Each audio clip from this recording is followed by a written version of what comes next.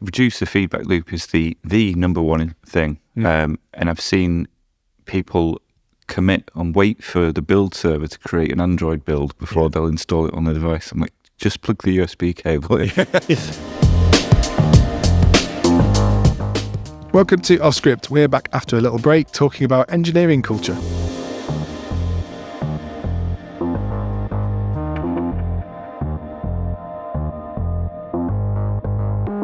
Hey Rio, how are you doing?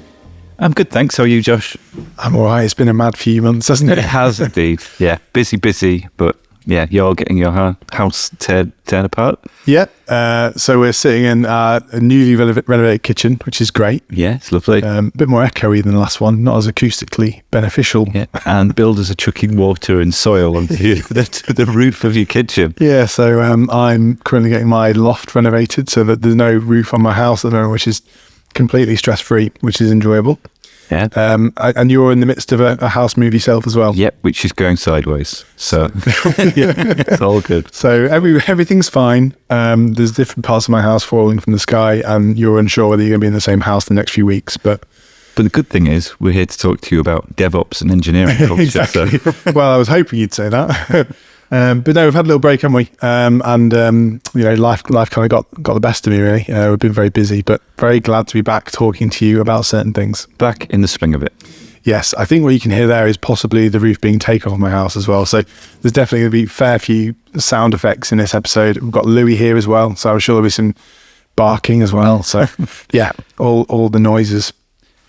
Cool. So why don't we start talking about release processes? Now, These come in all shapes and sizes depending on the problem at hand, but the very basics of it are continuous integration. So making sure that you have a branch so that people often merge their work into. And that's quite important. But it sounds daft, but some places you go, you see this sort of getting missed, this early obvious step.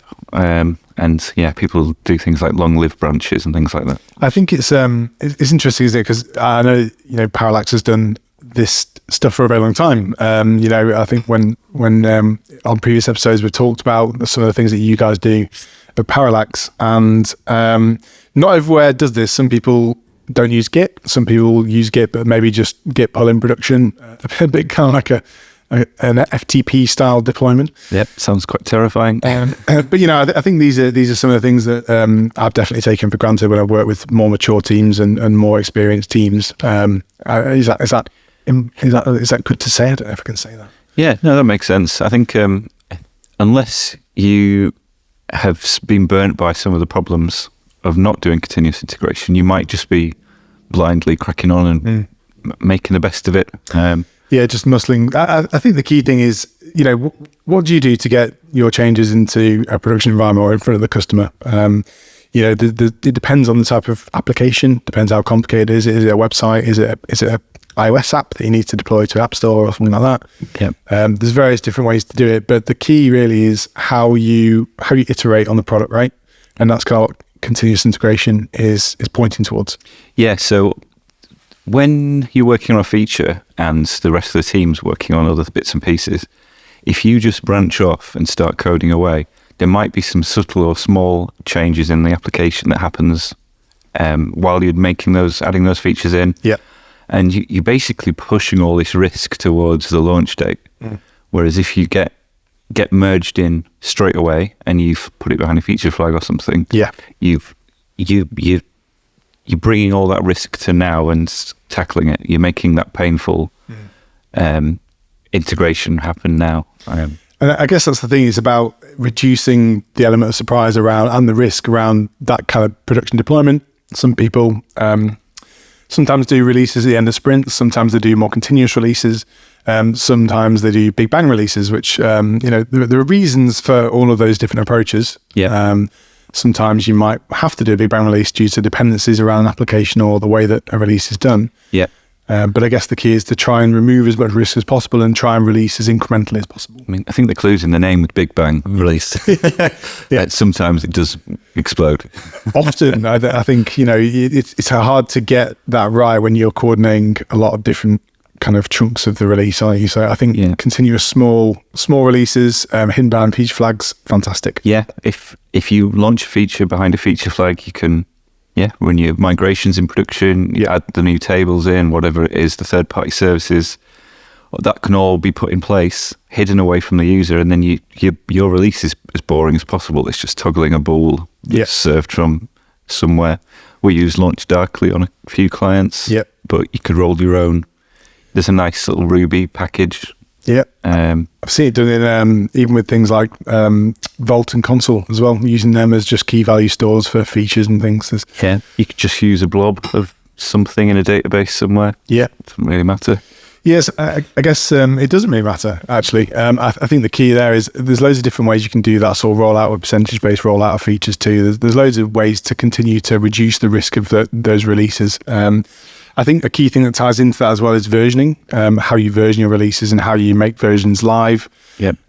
Also, how if you do kind of rolling deploys, which you probably should be doing because you don't want to ever run the risk of downtime, and feature flagging, as you already mentioned. So, I think the release process is quite key and actually quite instrumental to engineering culture in general. And I think one of the things this episode is about really is how you can promote the best engineering culture, which ultimately leads to developer happiness, which leads to better products in my eyes.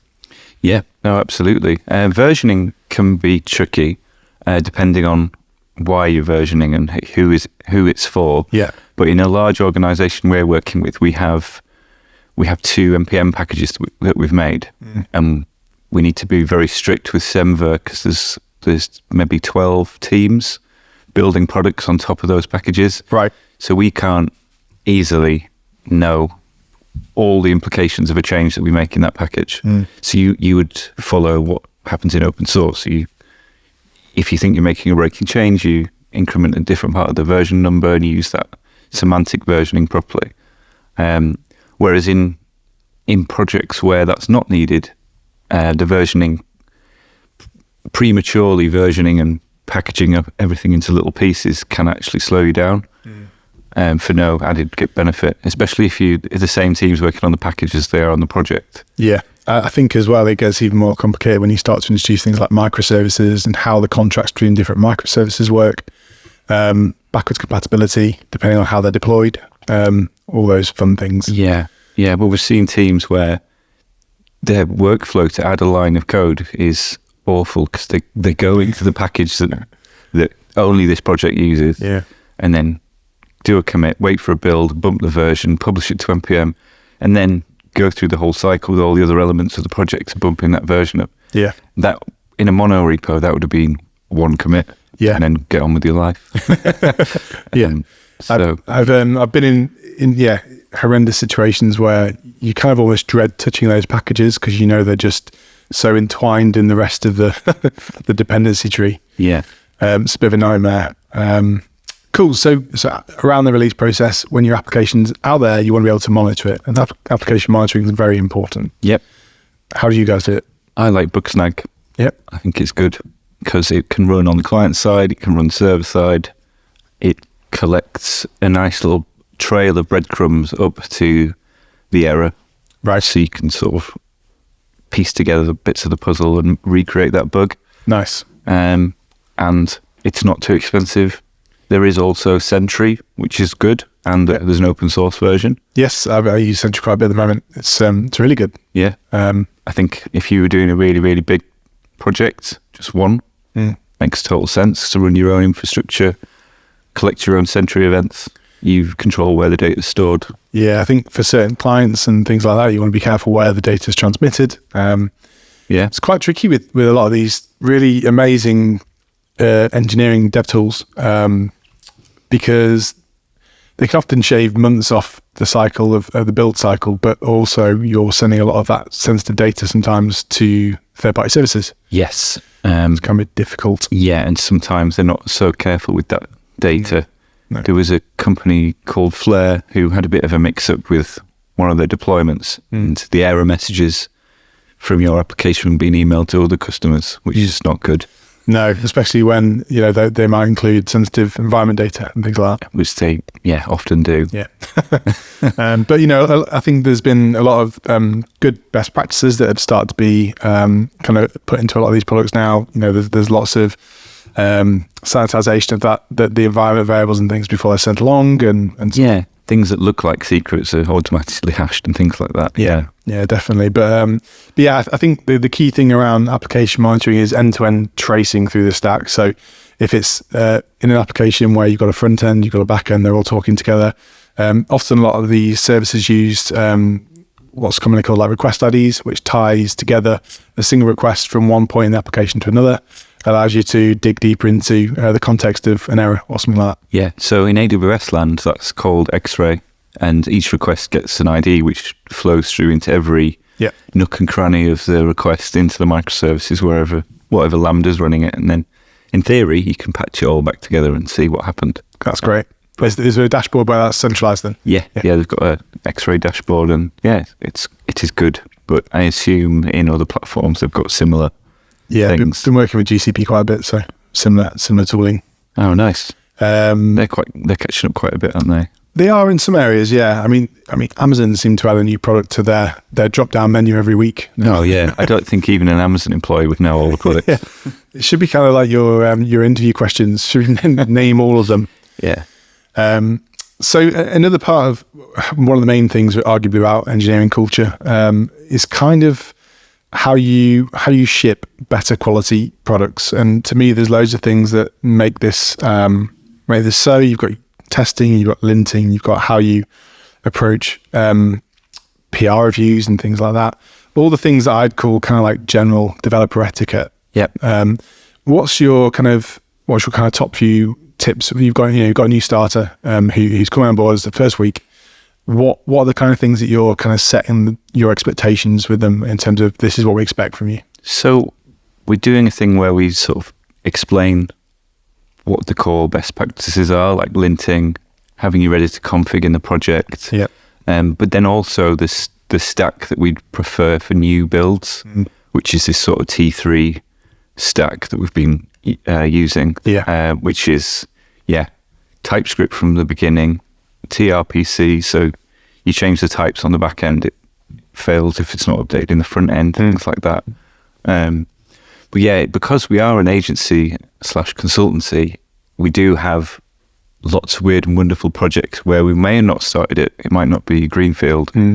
So yeah, each project will have its sort of different baseline, unfortunately. It's hard to get everything the same. Yeah, and it's kind of like some of them are probably sunk costs where you'd be like, that's just going to stay in that technology because we're not going to touch it much and we just need to light touch maintain it. Or some of it's kind of like, well, we need to bring this in line with the general stack that we're using across the kind of modern projects. Yeah, at the very least, every project you commit to, it should run tests and deploy somewhere in isolation from everything else. That would be sort of my bare minimum. Yeah. And then, everything else sort of layered on top. I think the good thing is with linting being a lot more popular these days, particularly with popular linting configurations being open sourced, it kind of reduces the friction for a lot of people to agree on some of those common things. A while ago, I think there was just a hell of a lot of bike shedding around. Oh yeah. I mean, it's just pointless conversation, to be honest. Ultimately, does it really matter? Ultimately, as long as you're all writing to the same standards, there's definitely bigger fish to fry in terms of trying to work on a big project. Absolutely. As long as it's consistent, you get used to the syntax pretty quickly. Yeah. I used to be a big fan of standard.js, so the projects that I started are in that. Yeah. And then the front-end dev team think that I'm an idiot. And then Josh came along and said, sorry, you're wrong. And so the semicolons and everything. But, it doesn't really matter as long as it's consistent within the project, within that client, within that team. Yeah. It's the team that needs to agree on the standards they want to set. Yeah. And rather than us setting it at consultancy level, get the project team to all agree. Because at the end of the day, it's them that have to work with it. So if they're happy. Well, there's no point you dictate something you're not going to have to work on or it's not going to influence your day-to-day, really, is it? Yeah, that's it. But yeah, with the linting stuff, if you can get that running in your CI/CD and it opens a PR with the fixes, then you might have an angry dev for a couple of days, but they'll get used to it. Yeah. I think as well with linting, get it in early, as early as possible. Oh yeah. You don't want really noisy PRs every time someone touches a part of the code base. That's not helpful. Yeah, and start as strict as possible. Yeah. So if you've got TypeScript, make sure you're not hiding the warnings and things like that. Yeah, it sounds obvious, but you don't want to leave those to the end. No, they're there for a reason. Yeah. Although, I'll be honest, there's a few solo projects I've done where I've literally just disabled quite a lot of the linticles. But it's less impactful if it's just you that you're probably going to be the only one that ever works on that. Yeah. I mean, there's some smart things you can do, slight tangent, but things like TS reset, which it kind of takes some of the problems away. So when you pass JSON, it comes back as any when it should actually be unknown and things like that. So it just tidies up loads of little things. Yeah. And you don't have to keep fixing them or keep adding workarounds. Yeah, that's a lot of these tools actually have auto correction, as you said. So it's quite useful I use RuboCop quite a lot on Ruby projects. Oh, nice. It's really good. Does auto correction a lot. I've actually learned a lot of the new Ruby language features through linting because it tells you actually there's better ways to do things with modern features. So nice, worth a look. So testing wise, it's often a tricky topic for discussion. In terms of testing, what's the most important type of testing if you're going to have to focus on, say you've got a project that you've not worked on for a while, it's not got any tests, you need to start working on this project a lot more formally, and you need to make sure it's stable. What are the first things that you're looking at for a test suite? Functional testing is your biggie. Yep. Does it work? Does it meet the requirements? Then you've got manual and exploratory testing, and then there's a load of testing that usually happens right at the end of the project, which I believe you need to shift left towards the start of the project. Yeah.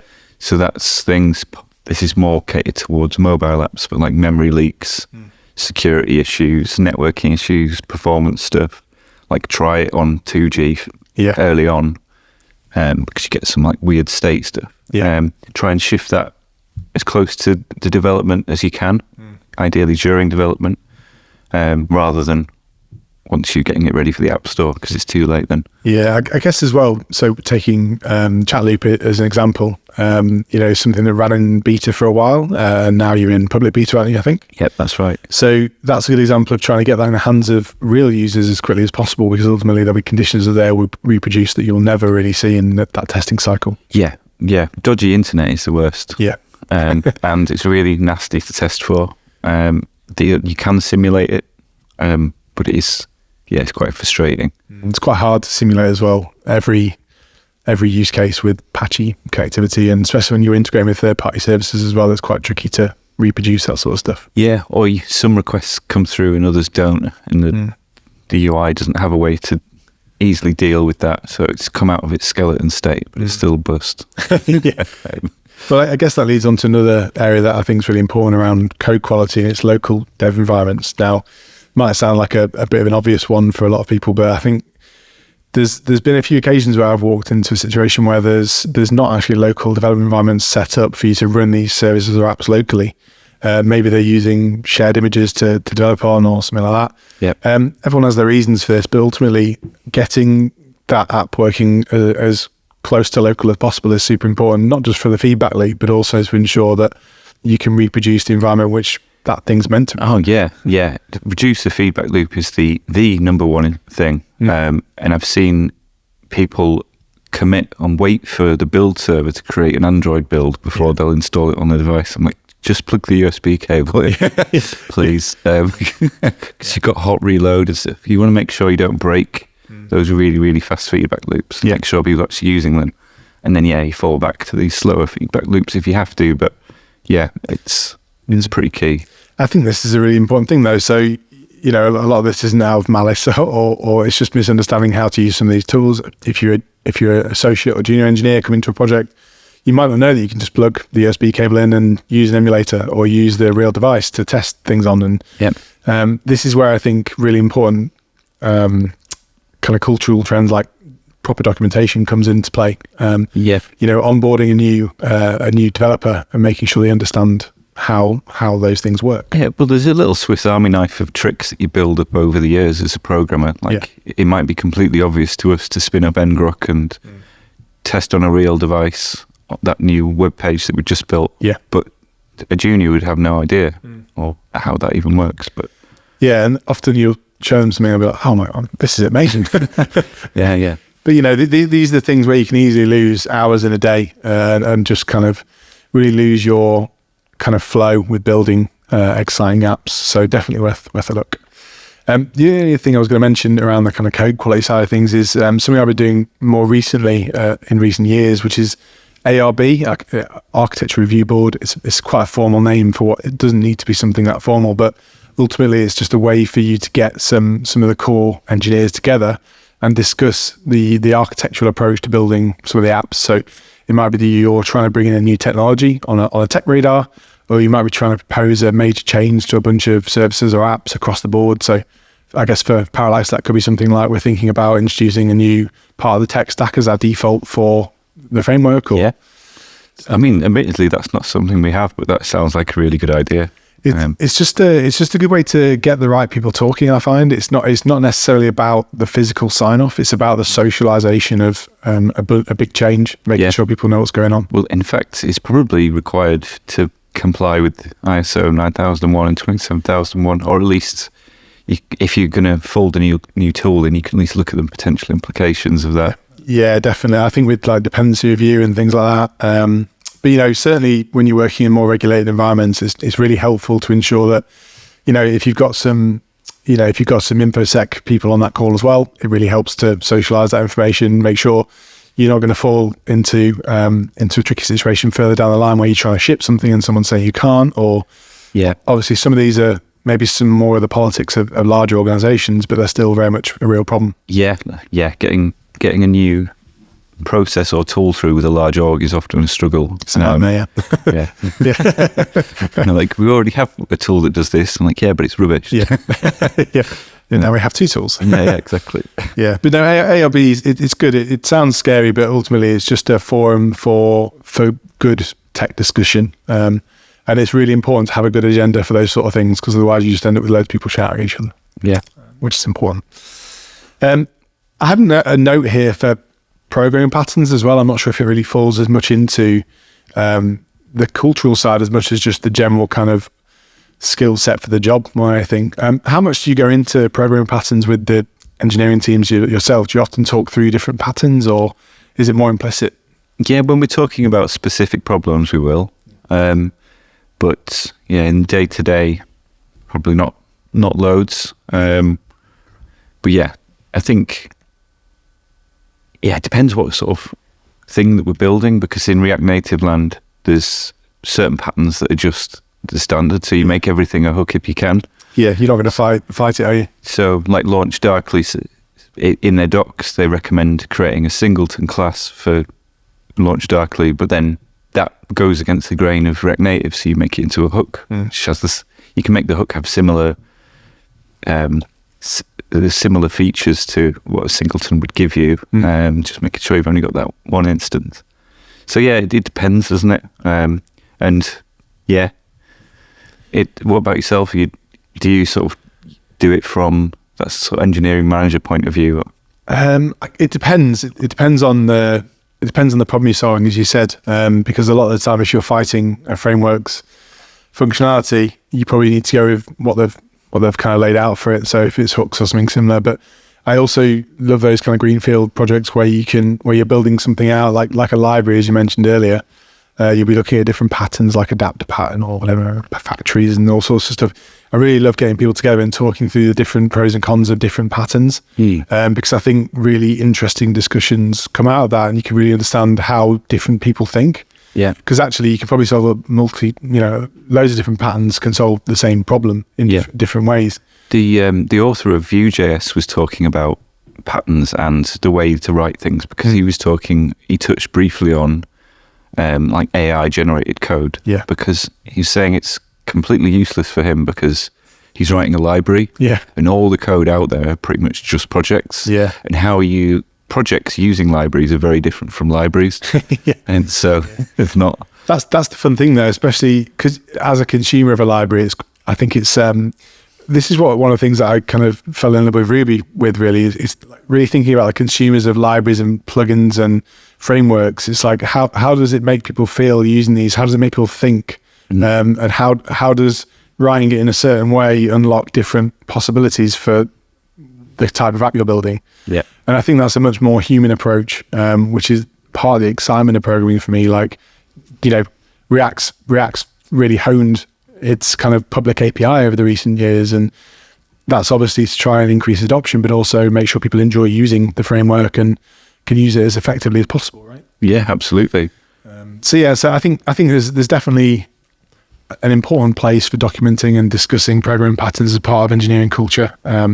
It's just that you can't lean too heavily on them. You definitely can't be at a point where you're going to force certain patterns for certain things. I think you need the flexibility to have an open mind with that sort of stuff. Yeah, absolutely. Which is why not many people like using Java these days.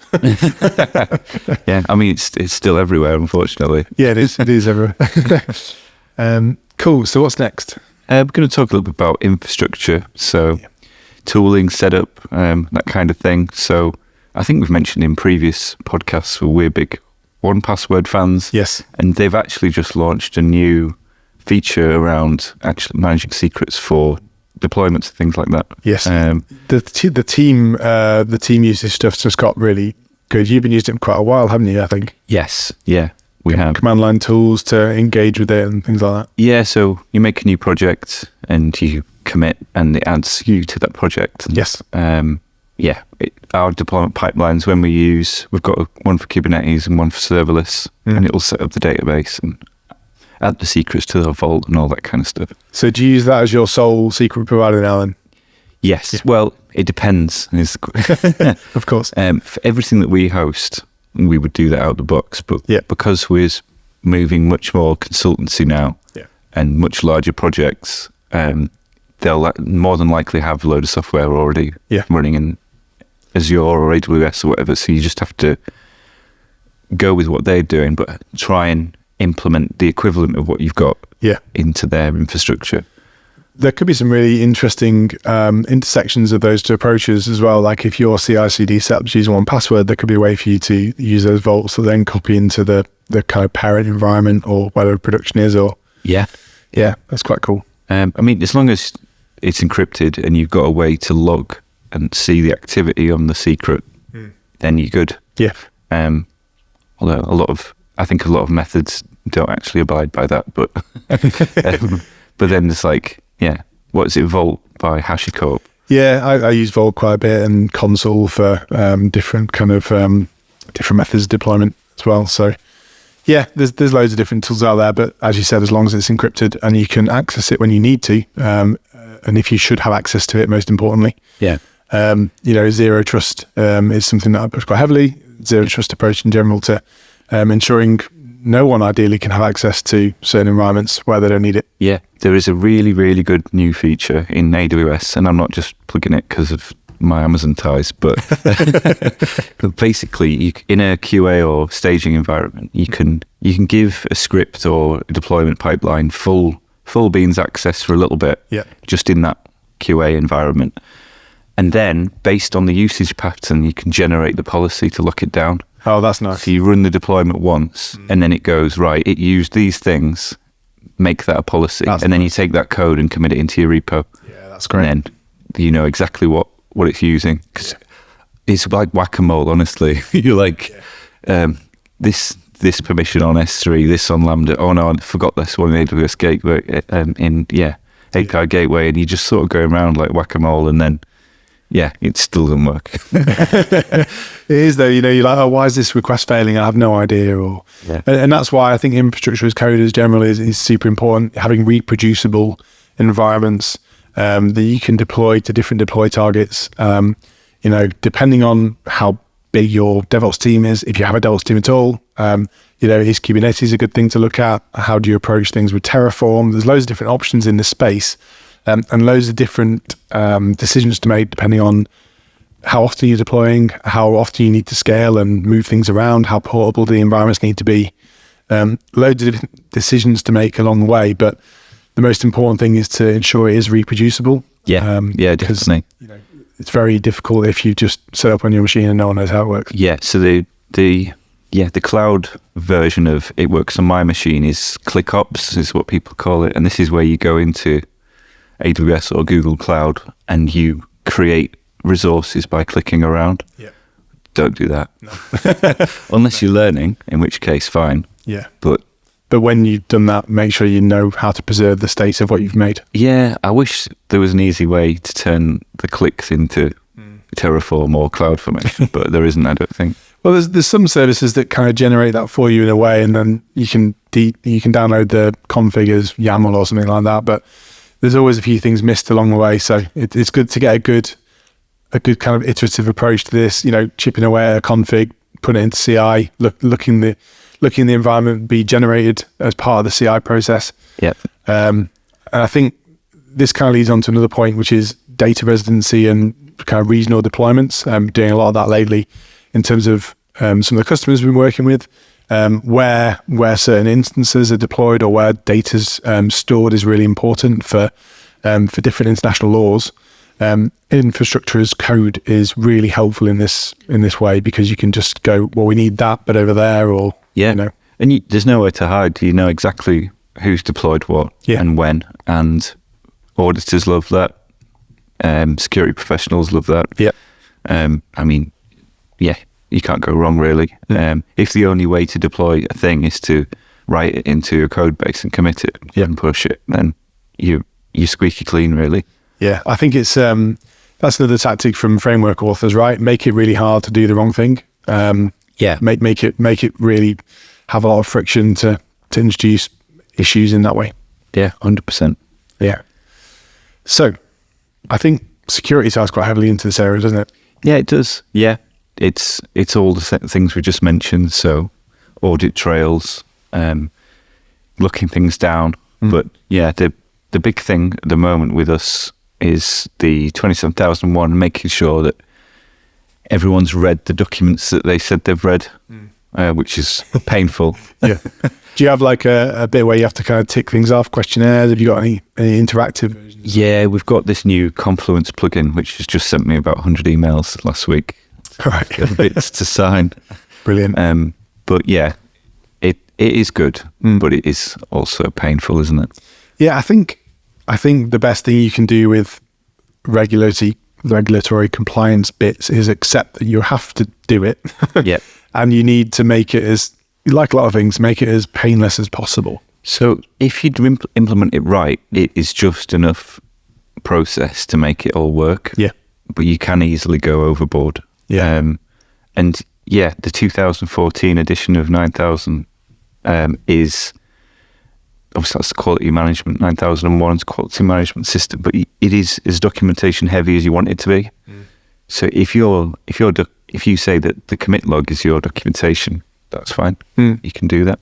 I think it depends as well on the type of product you're building and the type of people that are going to be using that product as well. So if you're working in the defense space or the government space, you're probably going to be wanting to pay more attention to things like ISO 27001 and also just have a bit more rigor to how you implement those things compared to maybe an app that is used by a different audience, or it's mainly back to, I guess, some of the essentials of GDPR, like if you're a controller of the data, how you're storing it, all that sort of stuff. Yeah, like a healthcare app is going to be very different from, I don't know, like a social media thing. Yeah. Yeah, they're going to have very, very different requirements. Well, if history teaches anything as well, they definitely will have a lot less rigor for some of those social media apps.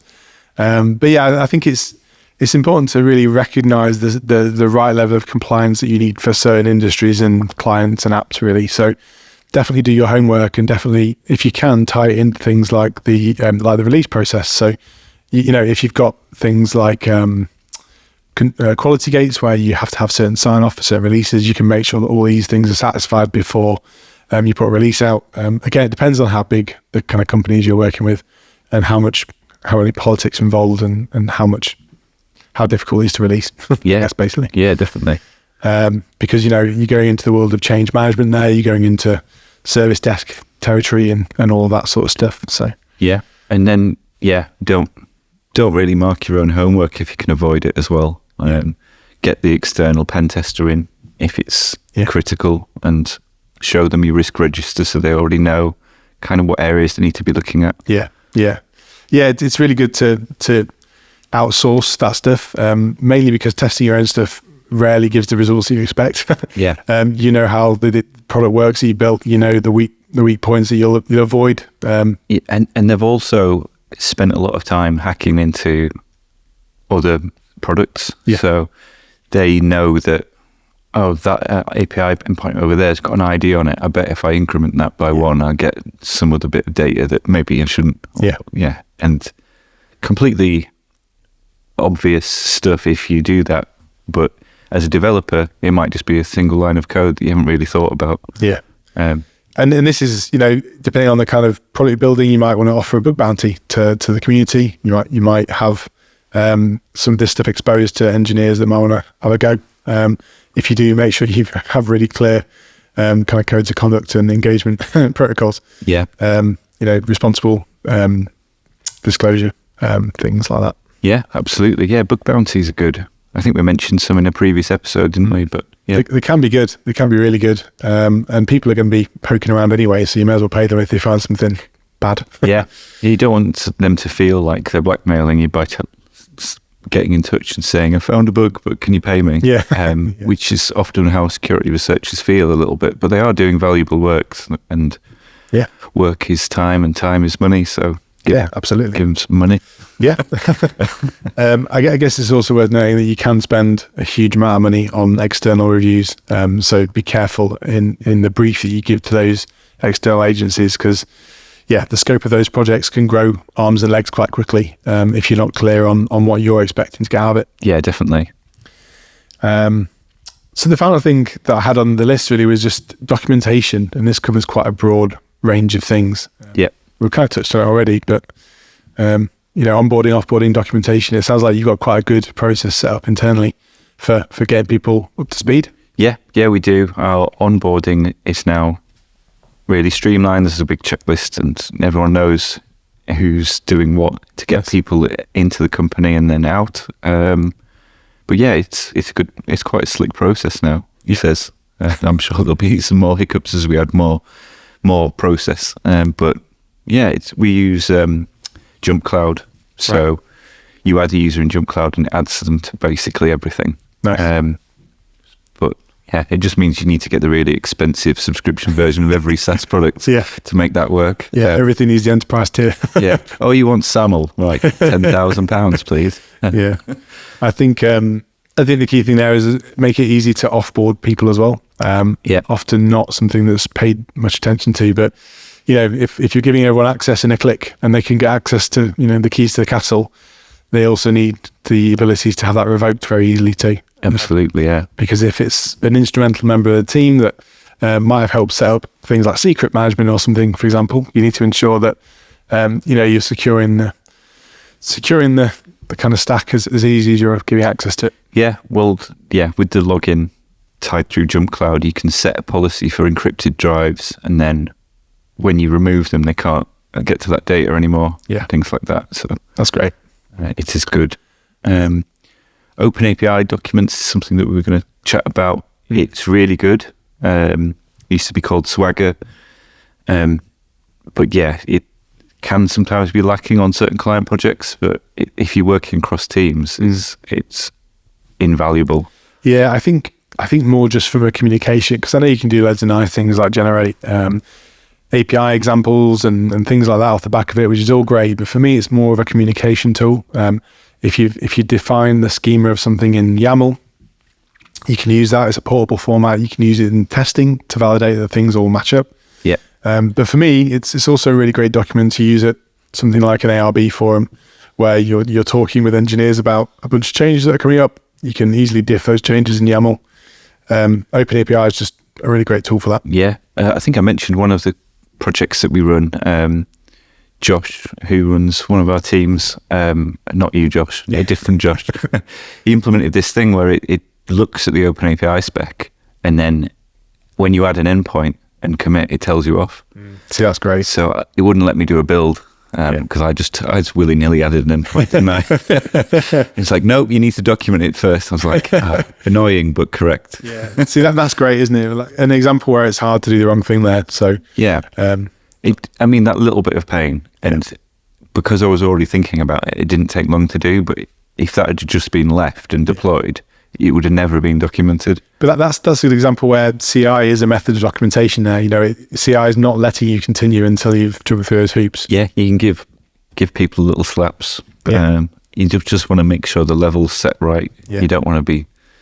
Yeah, you want to be able to hack on stuff, rapidly iterate without it being annoying. Yeah, like if basic linting, like I've missed, I don't know, like some spacing's a bit off. That shouldn't stop deployments. No. But if you like warning or error level, then that should. Yeah. That's about right, isn't it? Yeah.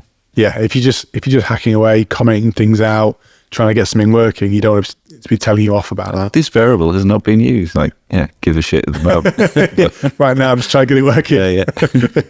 Yeah. There's another thing that I have a bit of a peeve with, which is around Slack, and Slack's obviously become important in every company. Well, we've set a retention policy now of 180 days, right? So everything gets deleted. Nice. Which is, at first everyone was very upset, and then we implemented it, and touch wood, I haven't heard anyone complain. Yeah, because you just sort of forget. But now that's making people go, oh, well, maybe we shouldn't just be using Slack Search as our documentation. Yeah, that's the thing. Like, have clear guidance for. I mean, Slack is kind of real-time temporary communication. It's a fucking hellscape to use. is like past documentation across everything, isn't it? I was just trying to search for 1Password to pull out the example of the new tool that they'd released. Yeah. And I can't find it. It's just there's just so much noise. The worst thing is when you got a channel and someone's like, I've pinned loads of messages to the channel if you ever need this. I'm like, no. By all means, pin Confluence docs or something like that. Yeah. Absolutely fine. But yeah, you can't rely on Slack for permanent documentation. The problem is, like with everything these days, everyone's building in functionality and all these tools to be the same fucking thing. Yeah. So you've got Slack articles or posts or whatever they're called, where people are using that for more permanent documentation. Yeah, I think Slack know how to make it a sticky product. It doesn't necessarily mean that it's better for your day to day. So as part of I think this is a really important thing for as part of your onboarding, say what tools you expect to use for what purposes. I think it's really important to say never put anything sensitive in Slack, like secrets, never use it for permanent documentation, all these sorts of guidelines that often get forgotten about, really. Yeah, 100%. I really like Slack huddles because they are explicitly sort of ephemeral, aren't they? Like you know that's just a conversation. Yeah. And if you want to document something, you document it. Yeah, I'm a big fan of huddles, actually. It's like walking into a room and just shouting at people. Yeah, it's good. And you can hash stuff out quite quickly without it turning into a thread of doom. Yeah. No, I that's the other thing as well. I think trying to get people to understand when you do write something down in Slack, even if it is temporary documentation or something like that, it's really important how you communicate that. Like try to author a paragraph of the message properly. Like don't use slang, don't use abbreviations. Like try and document it as if it was a public message on something. Give as much of a shit about your Slack message as you do about a tweet. Yeah. Which arguably a lot of people don't. No, I don't. But I'm agreeing with you. You see what I'm saying? Yeah, 100%. But yeah, when you rely on that as especially if you're a distributed team where you rely solely on Slack for communication, how you articulate your thoughts is really important. Yeah. It's really, really, really important. I think sometimes Slack's got that sort of water coolery, everyone puts their beak in thing happening as well. Like, you might post a throwaway screenshot or something and then 20 designers come out the woodwork and you're like, no, I just tried to hash something out. Oh, if you posted something and it's like the thread says like 40 messages, like I've made a mistake here. Yeah. Something's gone wrong. Yeah. Cool. So I think that's kind of, they're the main things that kind of appeal to me around engineering culture. There's obviously a ton of stuff we haven't talked about. And I think a lot of it still falls back to communication with me. We are a remote first culture now, whether you like it or not. How we communicate is really important. And a lot of that can be done in different ways, whether it's Slack or whether it's in pull requests, or, you know, I've seen things like where someone's just gone and closed a pull request with no comments, and that's quite aggressive if you don't look at that. Yeah, you know. Yeah, there's tone, isn't there? All to think about, but conversations and collaboration are the most important thing. If everyone's talking to each other, then those problems don't tend to bubble up as often. Yeah, it really breaks down when you've got a team that doesn't talk to another team. So just be open about what your problems are, what your expectations are. And figure it out between yourselves before it gets nasty. Yeah, I think often it's just about building trust and being a bit vulnerable to have that conversation with someone about you know, I believe there's something different from you, but ultimately, you know, for the greater good, is it worth just agreeing on a common set of semicolons or not? Exactly. But no, I think communication's key. Always worth focusing on. Lovely. Well, thanks for chatting to me today, Joshua. It's been a good one. Yeah, it's glad to be back on the horse as well. It's taken us a few months, but good to chat to you here. Thanks. All right, speak soon. Bye.